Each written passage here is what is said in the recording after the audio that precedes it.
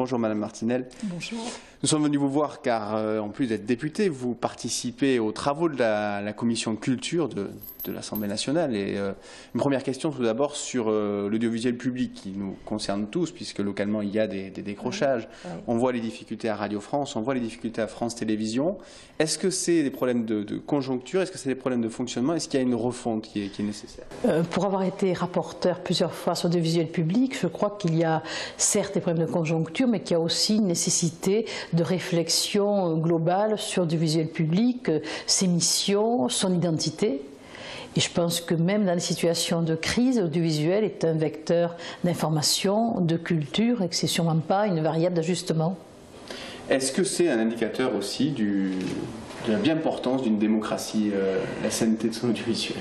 Moi, je crois que la sainteté de l'audiovisuel et la diversité, surtout que vous incarnez aussi, eh bien, c'est la marque de la santé, justement, de la démocratie. Ou en tout cas, c'est un des vecteurs d'éléments qui favorisent la démocratie.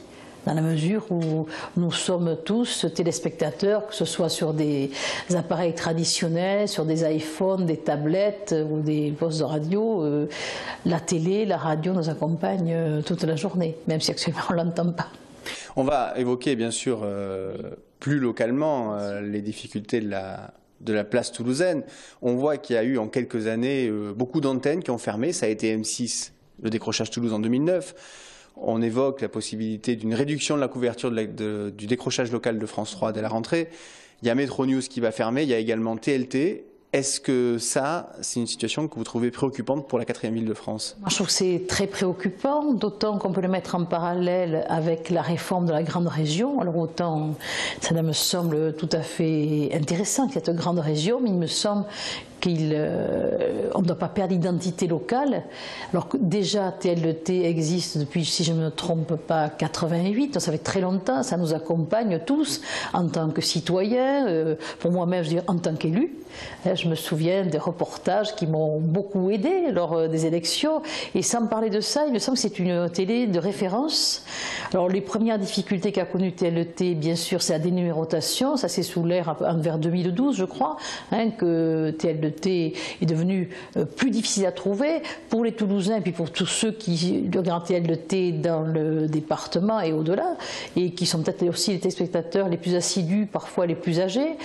Et ensuite, parce qu'il me semble que c'est important d'avoir des informations locales, une vie locale, qu'elle concerne les élections, mais il n'y a pas que ça, je veux dire, loin de là, il y a des émissions intéressantes, d'ailleurs au point que le CSA a renouvelé, me semble-t-il, sa fréquence.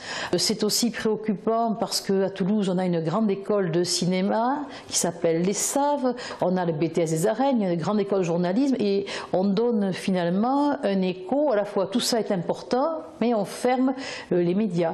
Donc oui, moi je crois que le son TLT doit intéresser des repreneurs.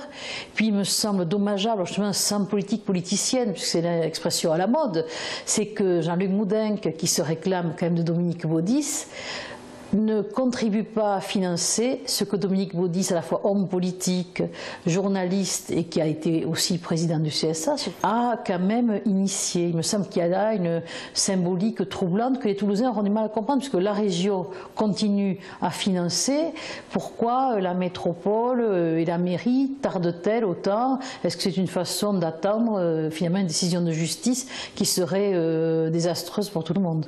Est-ce qu'on peut raisonner, selon vous, sur l'aspect, en prenant en compte l'aspect purement économique, est-ce qu'on peut considérer le fonctionnement d'une télé locale comme celui d'une simple entreprise? Est-ce qu'on peut juste raisonner par la notion de coût pour provoquer une fermeture? Moi, je suis persuadée que non. Je pense que la notion de coût, c'est ce qui vient le plus facilement. C'est le moins audible aussi quand même pour les citoyens. Et puis, ça devient finalement un obstacle, vous l'avez dit tout à l'heure, à la démocratie. Nous n'avons plus de journalistes, si nous n'avons plus d'images, ceux qui sont chez eux, qui ne peuvent pas bouger, qui sont mal renseignés. Et moi, je trouve ça tout à fait dommageable. En plus, bon, la culture, l'information, c'est ce qui nous fait vivre tous, c'est ce qui nous rend plus citoyens et puis qui nous fait connaître les autres aussi. Pour conclure, vous avez pris publiquement position pour l'avenir de TLT. Cette chaîne, qu'est-ce qu'elle représente pour vous plus personnellement? Pourquoi vous avez choisi? Pourquoi c'est important pour vous de prendre position? C'est important pour vous, pour moi, c'est important pour vous aussi, je pense. Bon, c'est un marqueur personnel. Moi, je me souviens de mes débuts en politique, pour avoir regardé beaucoup de débats sur TLT, parce que bon, je voulais savoir comment ça se passait. Après, avoir participé à des émissions, pas tant des émissions de plateau, pour être honnête, mais parce que TLT nous a souvent suivi dans des actions, pas forcément des moments d'élection, mais je trouve que TLT, c'est un peu un témoin de ce qui se passe à Toulouse et dans le département, et c'est un reflet de ce que nous faisons. Moi, je connais pas mal de gens, contrairement à ce qu'on dit, qui regardent TLT. Et donc je trouve que voilà, c'est quelque chose d'important dans la vie publique, dans la vie citoyenne, d'avoir cette voix. Et puis c'est la reconnaissance d'une expertise et du travail d'une équipe de qualité. Vous n'êtes pas des sous-journalistes, des sous-techniciens. Et il me semble qu'il serait fâcheux d'opposer télévision régionale, télévision locale. C'est bien que ce n'est pas le même travail qui est fait. La diversité, c'est toujours un enrichissement.